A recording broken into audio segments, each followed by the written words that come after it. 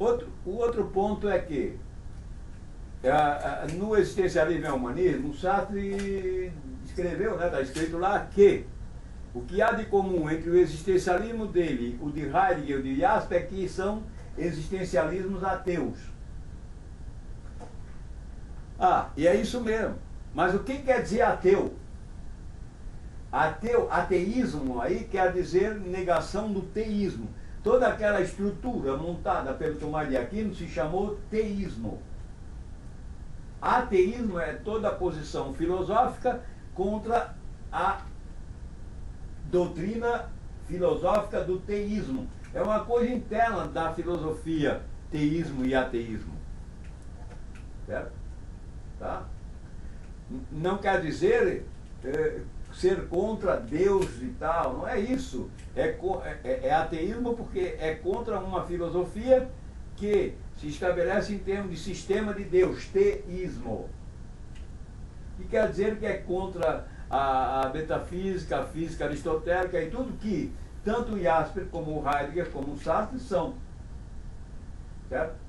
É um existencialismo que se propõe para cá da física e da metafísica e do teísmo aristotélico tomista.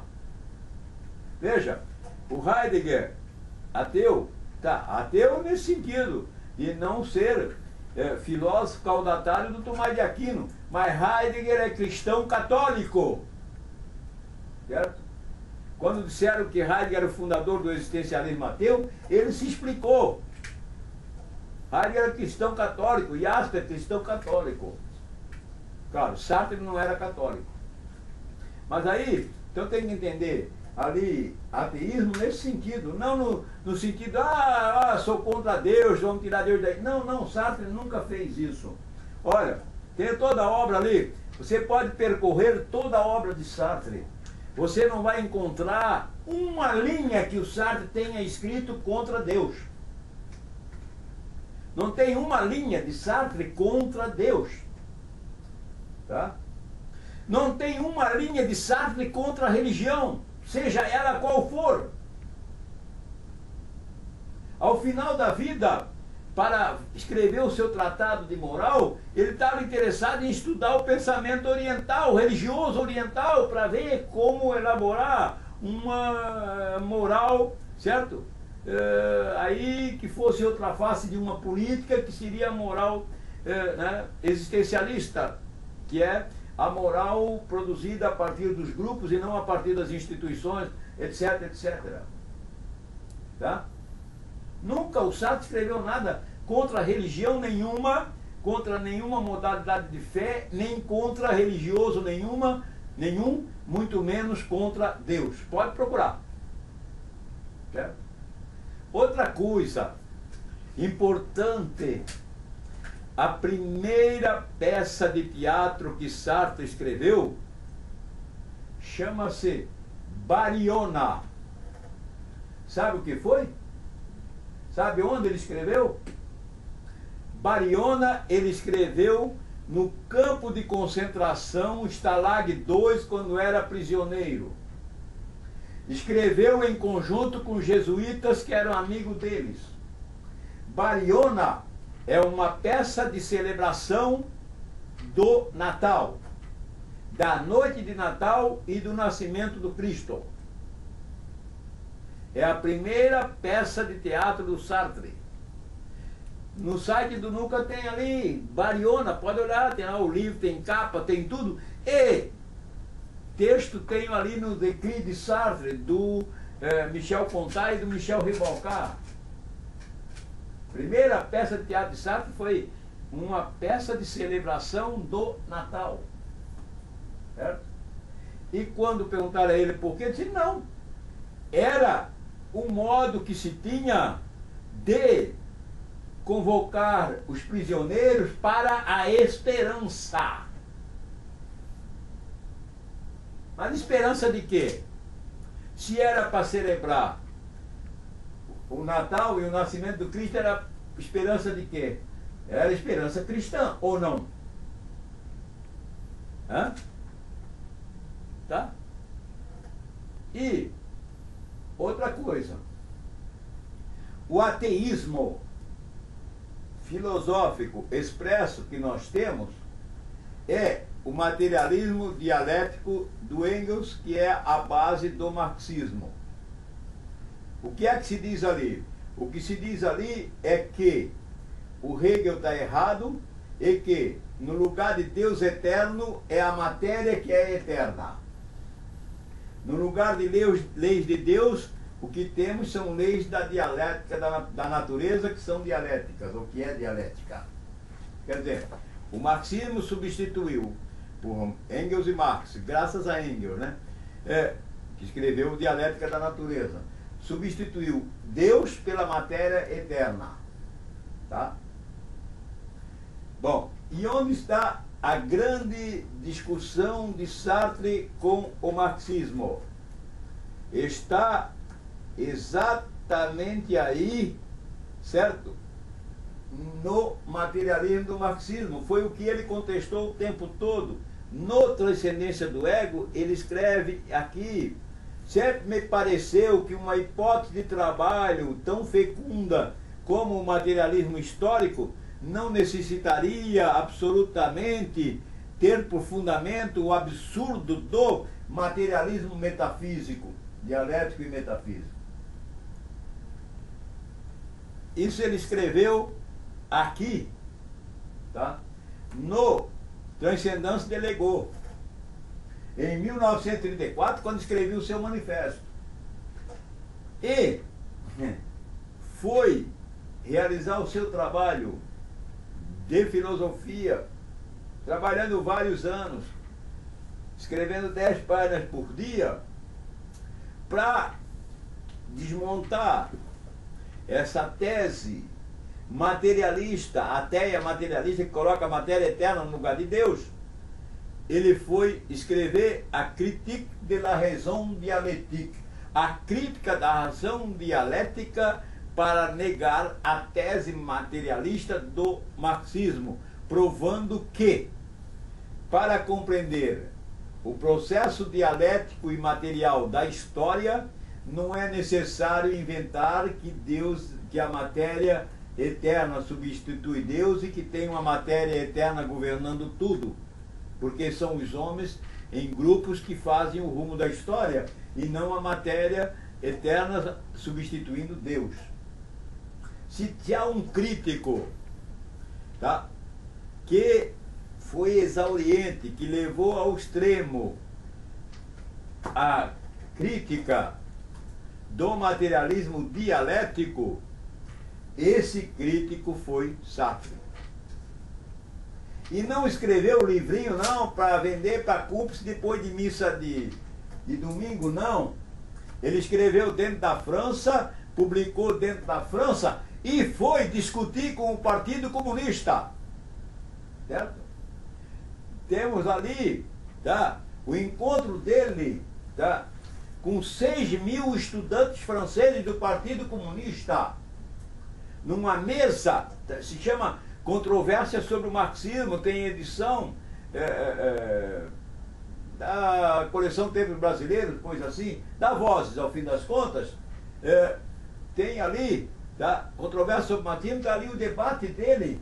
Ele escreveu a Crítica da Razão Dialética, desmontando esse materialismo do marxismo, e foi lá, os líderes, o Jean Garaudy, que foi 10 anos ideólogo do Partido Comunista Francês, 1958-1968, estava lá na mesa, Jean Garaudy, Jean Roussel, Jean Vigier, Jean mais não sei quem, e Jean Paul Sartre, só tinha Jean naquilo lá. Quando eu li a primeira vez, eu disse, peraí, aqui é Portugal que só tem Manuel ou é a França que só tem João?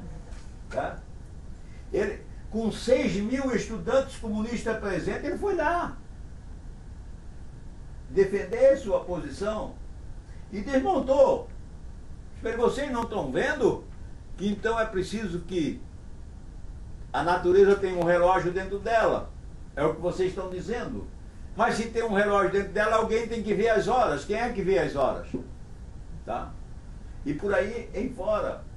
Foi o filósofo que desmontou não o marxismo, mas o materialismo dialético. E por isso que o Sartre jamais fechou com o marxismo. Ele teve, né, momentos de cooperação com o marxismo, com o movimento comunista, com o PC, com o Partido Comunista. Mas depois, no final, ele dizia, nós fomos companheiros de viagem. Tá. E essas colaborações vieram por conta de quê? Vieram por conta do fato de nós termos, pelo menos era isso, né? Era União das Repúblicas Socialistas Soviéticas.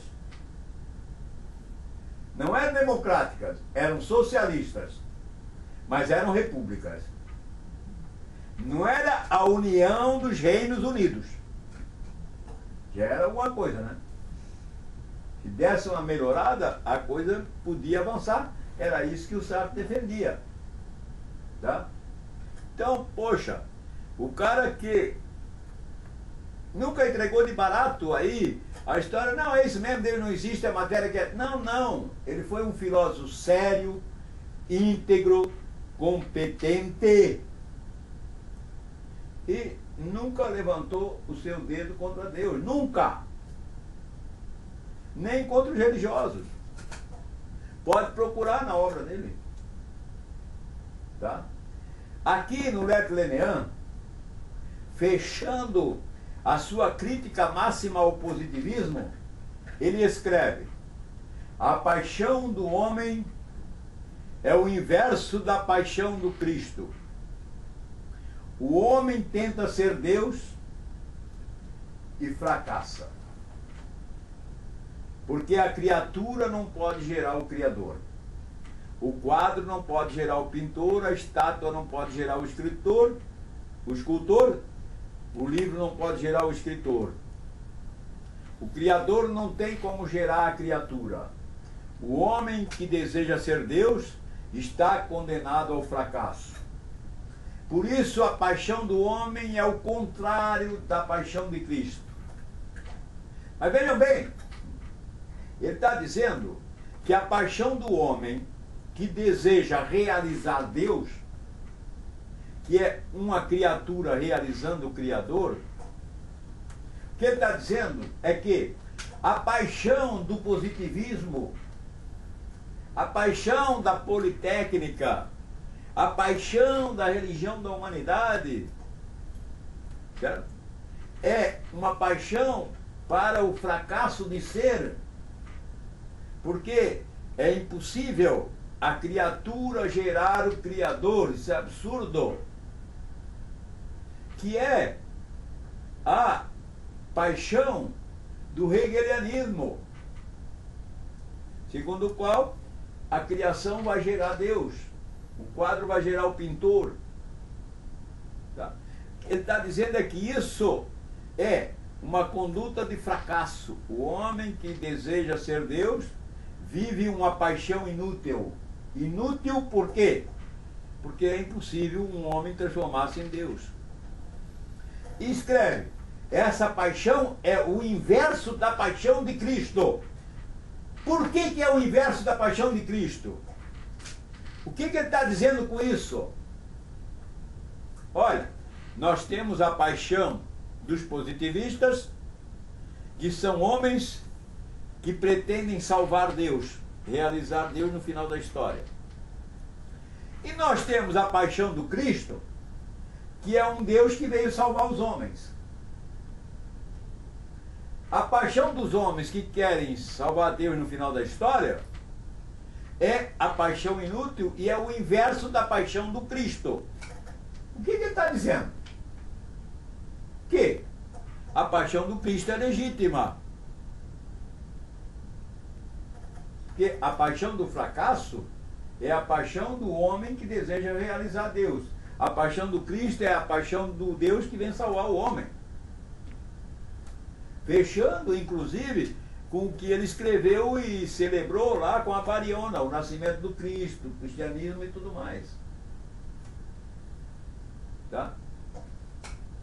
Não tem absolutamente nada de contra Deus no Sartre. Na vida dele não tem. Não tem absolutamente nada de contra Deus no existencialismo do Sartre. Tá? Agora, é claro, como é que não iam rotular de ateísmo o Sartre, que não era católico? Por quê? Porque há o seguinte, tem mais esse elemento histórico. Até quem é católico sabe disso. Eu vivi isso na minha infância. Até 1964, até o Concílio Vaticano II, do Papa João XXIII, do Catecismo holandês, até ali, quem não era católico era herege e ateu. Não importava se era espírita, macumbeiro, luterano, testemunho de Jeová, era herege e ateu. Tá? Até 1964, Concílio Vaticano II. Sartre era luterano em 1951, ia ser considerado o quê? Herege e ateu como qualquer luterano. Certo? Foi o Papa João XXIII, que dizem, até seguindo a política do cardeal Richelieu, fez o Concílio Vaticano II para estender a mão aos irmãos separados. O que é isso? Não era só os luteranos que eram ateus, não. A Igreja Ortodoxa Grega, a Igreja Anglicana de rito cristão mais antiga, ortodoxa, que não se rendeu às mudanças católicas em um certo momento, eles eram considerados ateus e hereges. O Concílio Vaticano II disse, não, vamos rever isso aí. Todo mundo é cristão, peraí, vamos com calma. Hã? Vamos chamar os irmãos separados. Os caminhos que levam a Deus são muitos, não é só o nosso. Vamos parar com essa história de que Roma é o centro do mundo, porque ela não é. E aí surgiu o quê? Quem é católico conhece, sabe? O que se chamou movimento ecumênico, o ecumenismo. Ecumenismo que permite hoje você ir a uma formatura onde há pessoas de todos os credos, e você tem lá um padre católico e um pastor luterano, evangélico, etc., conforme é o rito, o credo da turma, que se chama culto ecumênico, celebrado, por exemplo, como eu já tive a oportunidade de assistir na formatura dos meus filhos, na capela do Colégio Catarinense. Certo? Quer dizer, hoje, quem não é católico não é ateu nem herege, é um irmão de outra religião. Certo? Isso depois de 1964, do João Paulo, do João 23, certo? Tá? Claro que aí daí em diante vieram coisas extraordinárias, né? Então, por exemplo, 1964, como desdobramento do Concílio Vaticano II,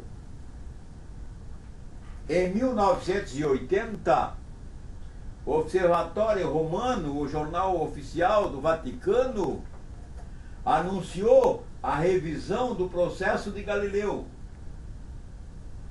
E a notícia correu pela Rede Globo em 1984, manchete do Jornal Nacional, Cid Moreira anunciando: o Papa revisou o processo de Galileu. Tá? Tá. Como é que revisaram o processo de Galileu? Galileu tinha sido condenado como herege em 1634, porque tinha feito descobertas científicas Aí, em 1984, o Vaticano declara, pode pesquisar na internet, revisão do processo de Galileu, está ali, declara que Galileu não era herege por ter descoberto as coisas que descobriu, entre elas, né, a lei da gravidade, a velocidade da gravidade e tantas outras coisas que desmontaram a física aristotélica. Foi aí, em 1984, que ficou expresso, na prática já acontecia, né? Mas ficou expresso que um católico podia admitir que a Terra é redonda, gira e que o sistema é ptolomaico e não estava pecando. Só depois de 1984. E mais, não é só a Igreja Católica, não. Nos Estados Unidos, certo? Tem colégio e tem pais que não aceitam que se ensine a teoria da evolução do Darwin. Porque tem que respeitar, certo? A criação dos dois bonequinhos de barro que foram Adão e Eva, certo? O professor Guriel me disse, Deus criou a vida e o restante ele já deixou, já colocou tudo lá.